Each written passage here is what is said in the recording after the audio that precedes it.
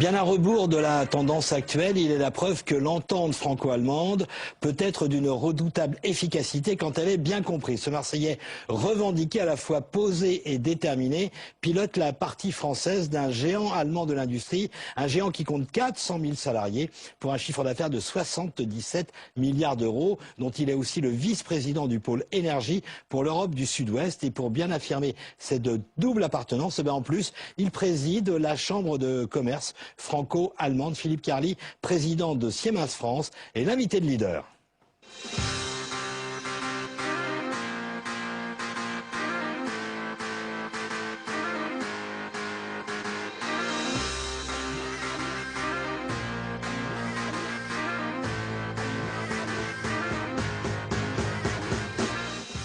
Alors, on va parler bien sûr avec Cécile Cornudet des Échos tout à l'heure des relations franco-allemandes, mais d'un mot quand même déjà. Est-ce que c'est pas compliqué quand on est le patron d'une entité étrangère, allemande en l'espèce, d'être à la fois national et d'une autre nationalité en clair?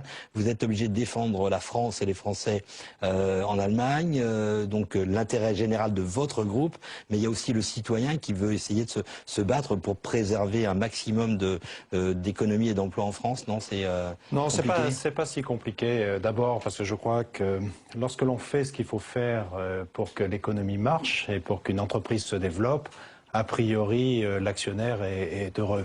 Et on a la chance d'être dans un pays qui est attractif, qui est un des principaux partenaires de l'Allemagne. Et donc, bien entendu, parfois, il faut aussi être ambassadeur du territoire français, ce que j'essaye de faire autant que possible. Oui, mais Philippe Carli, je vais me faire l'avocat du diable une seconde. C'est vrai que la France est souvent perçue, quand on voyage, vous et moi on voyage pas mal, à l'étranger, on est un peu perçu comme, économiquement parlant, un peu ayant des idées un peu exotiques, entre guillemets, et pas du tout en harmonie avec le reste des pays développés. C'est pas compliqué de vendre des Français très protecteurs, très en dehors parfois des réalités de la planète, non? Oui, mais au-delà du cliché que vous évoquez... C'est pas un cliché, pas mal nous le disent quand même. Hein. C'est vrai, mais pour l'entreprise, le marché français est un marché très important, avec des acteurs et des donneurs d'ordre très importants, que ce soit les clients publics ou privés. Et donc pour un groupe comme Siemens, par essence internationale, on voit avant tout les possibilités de ce marché. Donc, effectivement, ce thème-là, après les premières minutes de discussion, est oublié. Alors, Siemens, on va parler un instant de votre groupe, puis on va revenir, bien sûr, faire une focale sur votre groupe en France. Mais le groupe mondial a des meilleurs résultats que prévus. En tout cas, bonne surprise, 1 milliard d'euros de bénéfices supplémentaires à ce qu'il attendait. Ça y est, c'est reparti, puisque tout le monde attend. C'est reparti en Europe ou c'est encore l'Allemagne qui nous donne des leçons, entre guillemets? Non, je crois que c'est surtout reparti dans le monde. Et le groupe a la chance d'être un des groupes les plus mondiaux. On est très présent en Asie, très présent aussi aux Amériques. Et aujourd'hui, très clairement, l'Asie a redémarré. Rien que en Chine ou en Inde, on a des croissances supérieures à 10%. D'autre part, le groupe avait particulièrement bien anticipé la crise et nous avions lancé un plan d'économie et nous bénéficions de ce plan d'économie. Pour faire simple, moins de coûts, une croissance qui redémarre. L'Europe est encore à la traîne, pour être clair. Est-ce que ça veut dire que, on va revenir sur l'Europe d'un instant, mais est-ce que ça veut dire que Siemens a serré aussi les boulons un peu fort Un peu fort, je ne crois pas, mais Siemens a serré les boulons, s'est réorganisé, a réorienté son organisation vers les clients, et puis avec une structure de coût idéale. Et donc aujourd'hui, on en profite pleinement. Alors c'est vrai que je connais le groupe depuis pas mal d'années. Vous parliez toujours de 3 piliers sur lesquels vous adossiez, l'énergie, les transports et la santé. Mais je me rends compte que vous avez quand même fait 24 milliards d'euros dans l'environnemental, entre guillemets. Alors, est-ce que ça veut dire que c'est transverse sur ces 3 métiers ou est-ce que c'est un métier supplémentaire qui arrive chez Siemens? Et non, c'est pas un métier supplémentaire. L'environnemental, c'est toutes les technologies qui, de près ou de loin, peuvent réduire les émissions de CO2. Et là, il faut dire que Siemens a une chance fantastique.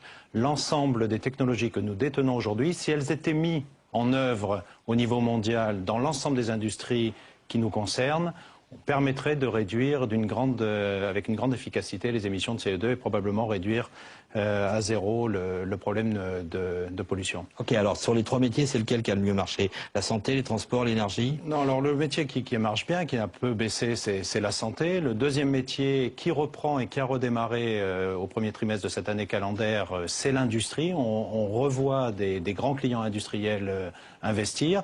Et puis sur l'énergie... C'est quoi par exemple? Alors l'industrie, c'est très large chez nous. Alors vous avez cité un des métiers qui est le transport. Et vous savez qu'aujourd'hui, si on veut réduire les émissions de CO2, il faut investir dans les transports publics. Et on est très présent dans ce domaine, y compris en France. L'industrie, c'est aussi l'industrie manufacturière, les automatismes, l'automobile redémarrant, il y a besoin d'investir à nouveau, mais c'est aussi les investissements dans les bâtiments, les investissements dans les systèmes de logistique, donc un très très grand métier chez Siemens, y compris l'éclairage, qui aujourd'hui profite du redémarrage d'un certain nombre de pays émergents. Alors, sans être flagorneur, c'est vrai que vous vous préoccupez pas mal de social en tant que patron. Néanmoins, il y a eu on va dire un gros bug dans le site de Saint-Chamond qui va disparaître de Siemens en France. Mais je dis bien Siemens en France parce que vous n'étiez pas, c'était pas sous l'autorité de Siemens France. Oui, un peu compliqué, mais n'empêche que votre image a été un peu malmenée à ce moment-là. Oui, alors, si vous voulez, l'essentiel au-delà de l'image, c'est d'avoir su conserver en France un savoir-faire dans le domaine de la métallurgie, puisqu'on avait un réel savoir-faire. Nous étions dans une situation assez simple où 50% du chiffre d'affaires manque à cette société, avec une tendance très forte d'investissement principalement dans les métiers, dans les pays asiatiques, et donc il fallait restructurer. Alors vous l'avez dit très justement, cette société est une filiale de Siemens Autriche. Alors c'est bizarre, mais ça c'est lié à l'histoire. Et donc j'étais ici quelque part spectateur. Mais en même temps acteur, et je dois dire, j'ai pris mes responsabilités et avec l'aide des élus locaux, nous sommes arrivés à conserver l'essentiel, faire un centre de compétences mondial basé à Montbrison, pas très loin de Saint-Chamond, qui dans l'avenir aura une responsabilité de développer les systèmes de laminage à froid à partir de la France pour le reste du monde. Ça veut dire que vous avez plaidé la cause de la France au siège à Berlin? Vous parliez tout à l'heure d'ambassadeur et de dualité France-Allemagne. J'ai tout simplement su convaincre le groupe qu'il faisait du sens de garder ses activités en France, bien entendu réadaptées au volume qu'on est capable de générer. D'un mot, Siemens France en 2010? Siemens France en 2010, c'est une très très belle entreprise qui a confirmé ses résultats l'année dernière.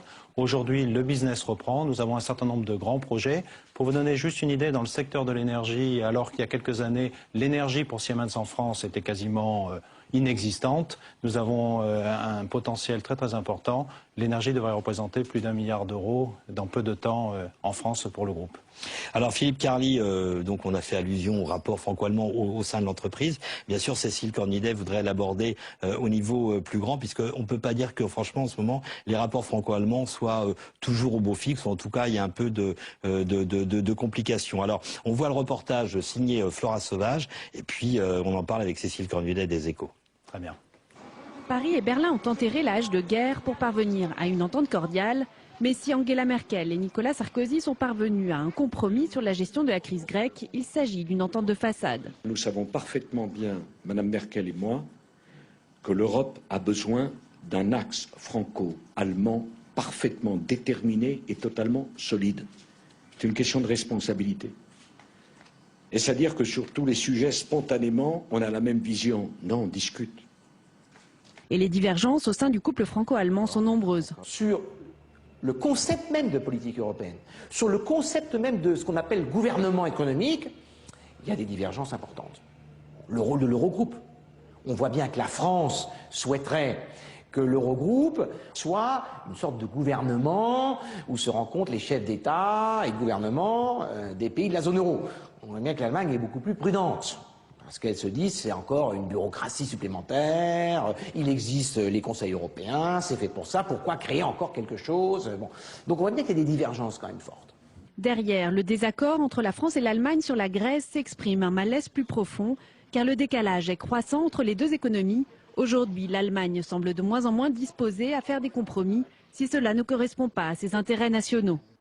Cécile, on ne peut pas dire que 3 mois pour prendre des décisions, l'axe franco-allemand soit vraiment à son optimum en ce moment. Oui, exactement. 3 mois pour sauver la Grèce, en gros. Alors, les débats n'ont pas été trop publics, mais manifestement, ils ont été très intenses entre la France et l'Allemagne. Comment vous, aujourd'hui, vous qualifieriez la relation franco-allemande? D'abord, un constat, c'est que sans l'Allemagne et sans la France, rien ne se fait en Europe. Et si aujourd'hui, il y a eu une réelle avancée dans ce domaine, c'est parce que l'Allemagne et la France ont trouvé un accord. Donc je dirais la relation n'est pas simple, la relation est différente, elle n'a jamais été, donc rien de nouveau. Entre Mitterrand et Kohl, entre Giscard et Schmitt, ça marchait, c'était Oui, quand même... ça marchait, mais si vous voulez, les discussions derrière étaient toujours les mêmes. Aujourd'hui, entre Angela Merkel et le président Nicolas Sarkozy, ça marche aussi. Les discussions sont difficiles, l'apparence est parfois difficile, mais ça marche. La preuve, c'est qu'on a trouvé un accord. Est-ce que le vrai problème, c'est pas la relation franco-allemande, mais la relation Allemagne-Europe, finalement? Il y a pas mal de gens qui disent le deal de départ qui était on accepte l'euro contre la réunification, ben, les Allemands estiment avoir été au bout et finalement ne tiennent plus tant que ça à la monnaie commune. Vous le sentez, vous, en Allemagne? Non, pas vraiment. Moi, je crois que rien n'a changé en Allemagne. Déjà, l'Allemagne, au moment où elle a rejoint l'euro, avait une très très forte inquiétude, notamment sur le Deutschmark. L'Allemagne attache une importance très très importante à la valeur de la monnaie. Et donc finalement, ce qu'on vient de vivre avec la Grèce et avec l'euro, c'est les Allemands n'étaient pas prêts à payer sans un certain nombre de garanties. Et très sincèrement, en tant que patron de Siemens France, je connais bien ce dilemme. Quand vous venez avec un projet, il faut le discuter en détail et qu'il n'y ait pas de choses non résolues. Et c'est un peu ce qui s'est passé ces 3 derniers mois. Manifestement, l'opinion était contre cette aide à la Grèce. L'opinion allemande, et d'ailleurs, elle l'a payé un peu dans les sondages ce week-end. Vous diriez que c'est la même chose de la part des chefs d'entreprise? Est-ce qu'ils ont le même regard globalement que la population allemande sur tout ce qui se passe en Europe et sur l'implication de l'Allemagne? Non, pas du tout. Premièrement, l'Europe est un marché très très important, un des plus gros marchés pour les entreprises allemandes. Je reviendrai tout à l'heure sur le nombre d'entreprises allemandes qui investissent. Rien que l'année dernière, les Allemands étaient le premier investisseur en France, donc ce qui montre bien l'intérêt encore pour les entreprises allemandes du marché européen. Deuxième chose, il y a un certain nombre de marchés, dont la Grèce, qui sont très très attractifs pour les entreprises allemandes. Oui, je ne vois pas peu, s'il vous plaît. De manière générale, vous diriez que toutes ces tensions diplomatiques, politiques, ça a un impact, vous vous occupez de relations économiques, sur la vie des affaires entre les deux pays ou pas?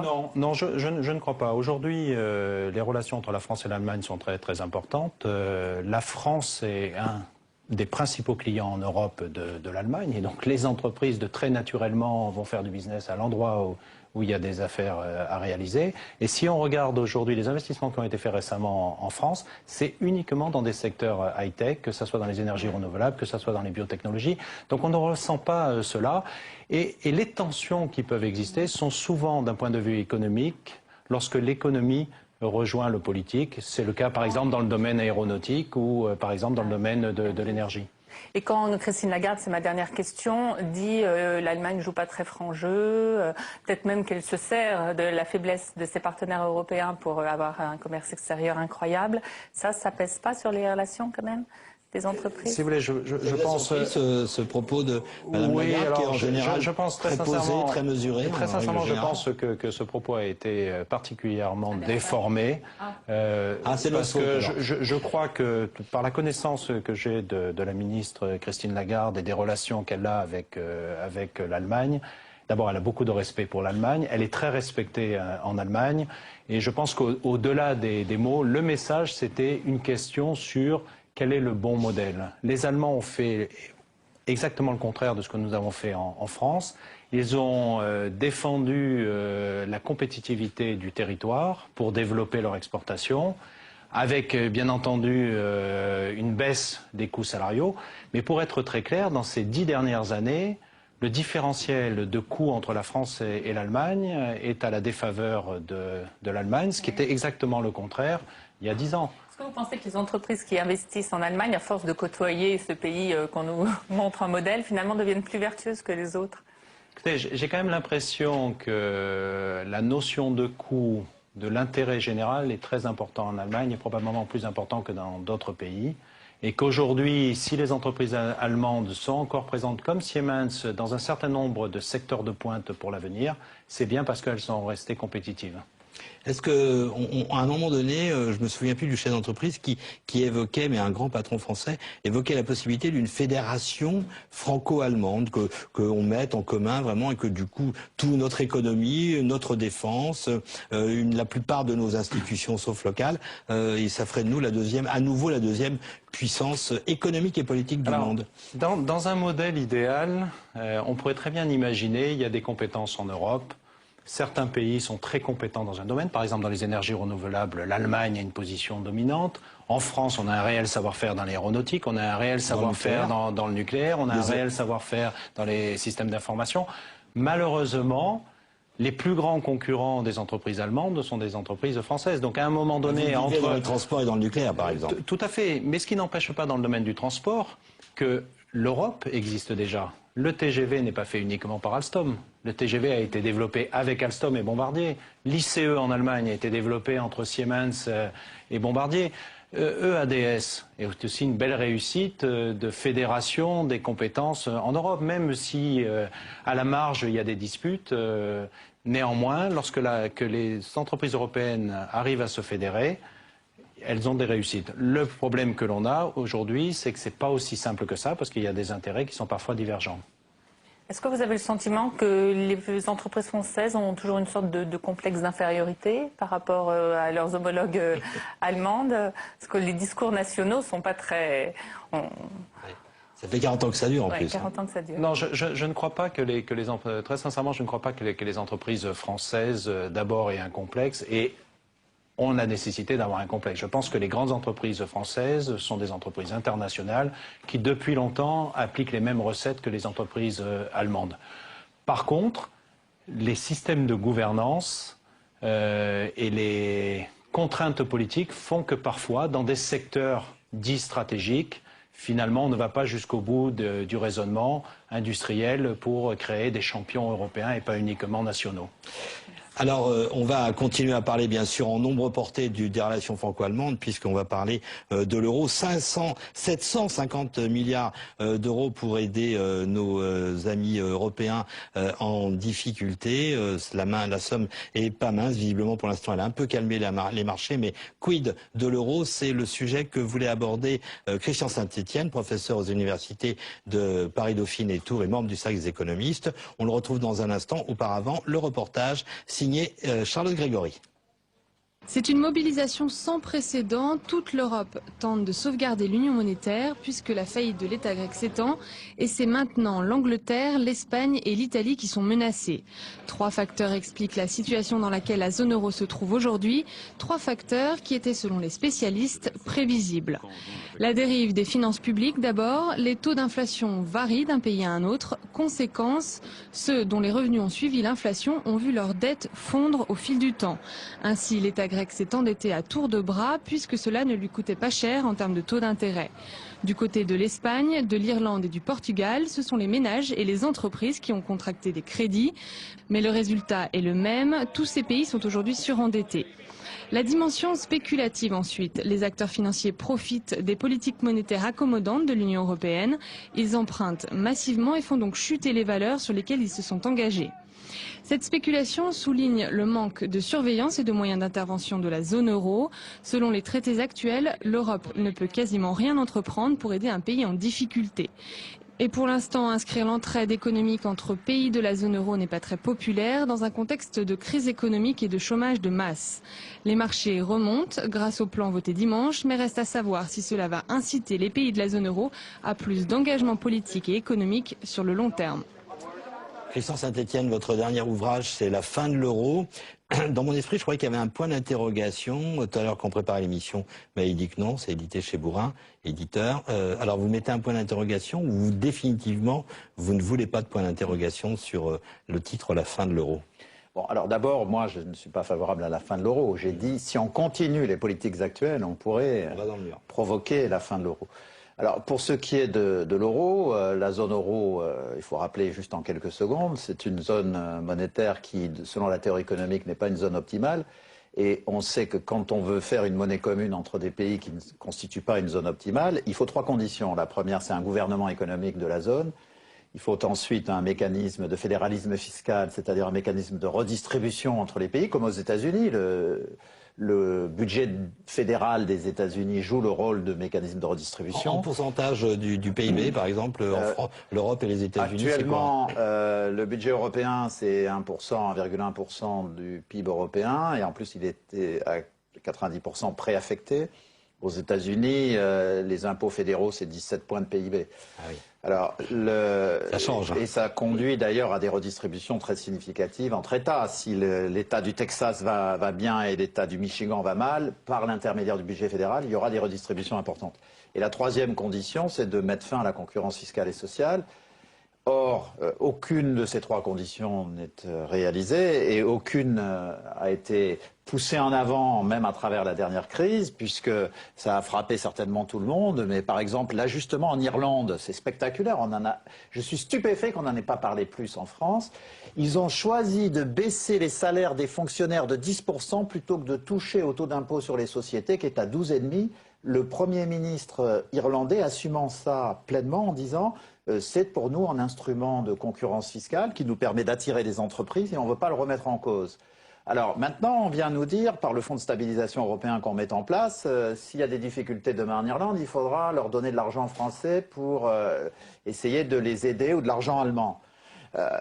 Bon, enfin, c'est stupéfiant, quoi. À un moment donné, on va peut-être dire que si on donne de l'argent des pays qui, France-Allemagne, financent les autres, il y a peut-être des règles sur le plan du comportement commun en termes de concurrence fiscale et sociale, comme ça existe aux États-Unis. De ce point de vue-là, il ne faut pas confondre la concurrence sur les marchés de produits et services, qui est tout à fait utile, c'est un élément de progression, et la concurrence par la fiscalité ou le social, qui est un élément de réduction du pouvoir d'achat. Philippe Carli, la fin de l'euro, ça serait une catastrophe pour l'industriel que vous êtes? Écoutez, moi j'ai connu une période où l'euro n'existait pas et je peux vous dire que dans un grand groupe, c'était une horreur totale, ne serait-ce que pour consolider les comptes et pour comparer les performances intrinsèques de chaque pays. Donc je ne peux pas imaginer une minute que l'euro disparaisse. Par contre, nous sommes dans une situation qui est difficile. Et la question, moi, que je me pose simplement en tant qu'industriel, c'est tous les efforts qui sont demandés, notamment en contrepartie de l'apport d'argent frais et de liquidités qui est apporté à un certain nombre de pays comme la Grèce. Quelles seront les conséquences? Parce qu'à un moment donné, c'est bien de demander à un pays de faire des efforts, mais ça ne prépare pas forcément l'avenir. L'avenir, c'est investir pour améliorer la compétitivité de ce pays et lui permettre de vivre par ses revenus et pas uniquement par sa réduction de coûts, si je peux faire une analogie avec une entreprise. Alors, il y a une divergence très claire entre le cas de la Grèce et celui de l'Espagne et du Portugal. Dans le cas de la Grèce, il y a eu une dérive phénoménale de la dépense publique interne. Ça n'a rien à voir avec la crise de l'euro. C'est intervenu entre 2005 et 2008. Le poids de la dépense publique en 3 ans a augmenté de 8 points de PIB, alors même qu'à l'époque, la Grèce était en croissance extrêmement rapide, de 3 à 3,5 par an, ce qui veut dire une croissance de la dépense publique de 15% l'an. Enfin, c'est phénoménal. Et les Grecs, en plus de base, n'en ont pas vu les effets, puisque c'était beaucoup d'argent dont on ne sait pas très bien dans quelle poche il arrive. Donc, ce qui est demandé actuellement à la Grèce, c'est de réduire massivement son déficit public. Il se pose maintenant la question de l'Espagne et du Portugal. Ces 2 pays sont dans une situation différente. D'abord, il y a en Espagne et au Portugal une union sacrée pour faire les ajustements économiques souhaitables.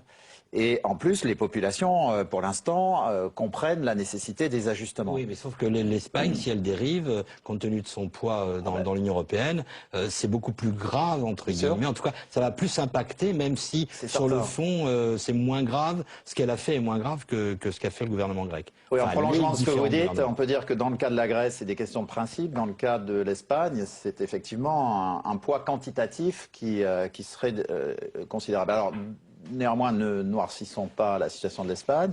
Elle a un vrai problème de modèle économique sur le moyen terme, mais actuellement, sa dette publique est de 50 points de PIB. Bon, certes, ça va monter, mais la Grèce, ça doit être 115 en direction de 150 d'ici 3 ans. Alors, vous posiez la question de la capacité des pays à ajuster. Bon, l'ajustement est d'une brutalité à la mesure des dérives qui ont précédé. On ne demande rien de tel à l'Espagne et au Portugal. Alors, dans le cas de la Grèce, néanmoins, ça pose un vrai problème parce que l'État grec est actuellement insolvable. Donc, il est à la fois illiquide et insolvable. Donc, avec l'argent européen, il redevient liquide, mais il reste insolvable. S'il ne peut pas rembourser avec un PIB de 100, on nous annonce que le plan qu'on met en œuvre va faire baisser le PIB grec de 8%. Donc, s'ils ne peuvent pas rembourser à 100, comment feront-ils pour rembourser quand ils auront un PIB de 92? Donc, je pense qu'en fait, c'est une histoire à tiroir et qu'on va parler de la Grèce pendant beaucoup d'années. Ce qui ne m'arrange pas. Philippe Carli, puis Christian Saint-Etienne, on parle beaucoup le fait que l'euro ait été chahuté face au dollar. On dit, tiens, c'est pas une mauvaise chose. En guise de conclusion, je commence par vous, Christian Saint-Etienne. La bonne parité de l'euro-dollar, ça serait quoi? Et vous nous direz, Philippe Carli, comment réagit l'industriel, justement, et le chef d'entreprise. Puisqu'on a la France et l'Allemagne. Alors, la parité fondamentale de compétitivité entre la zone euro dans son ensemble et la zone dollar, c'est 1,15. C'est-à-dire 1 euro égale 1,15 $. Donc même à 1,30, on est surévalué de 10 ou 15%. Et quand on est à 1,50, la surévaluation est d'1 tiers. C'est colossal. Donc, avec sur ce point fondamental, un petit bémol, l'Allemagne étant spécialisée dans des productions de gamme élevée, souffre moins de la compétition directe en prix que la France, c'est-à-dire, pour faire court, même si c'est pas agréable à entendre pour les Français, les Allemands en gros vendent leurs Audi et leurs Porsche, quelle que soit la parité, bon, à condition de ne pas monter à 1 euro égale 1,80 $, mais jusqu'à 1,50 $, 1,60 $, ils vendent leurs Audi et leurs Porsche, alors que nous, pour vendre nos Peugeot et nos Renault, au-delà de 1 euro égale 1,35 $, 1,40 $, on peine. Là, je vous laisserai vous expliquer avec Monsieur Peugeot et Monsieur Renault. Philippe Carli, pour vous, alors pour le chef d'entreprise et industriel, la bonne parité de l'euro. Oui, alors bon, c'est aussi un grand débat. Je dirais l'avantage d'un euro un peu cher, et en particulier le fameux 1,30 € ou 1,35 €, c'est que ça oblige à faire des efforts de productivité importantes.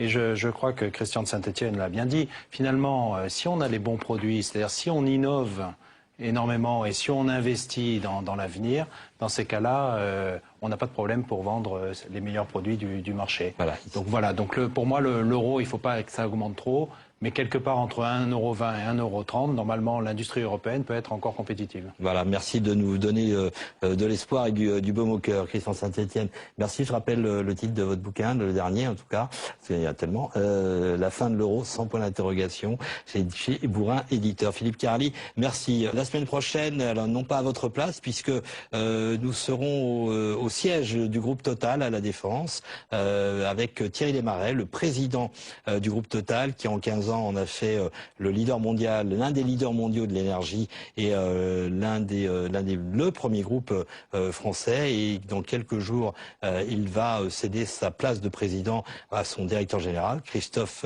Demargerie. Interview très rare de Thierry Desmarais. À la semaine prochaine. Et puis, si vous voulez revoir cette émission, c'est sur www.publicsénat.fr.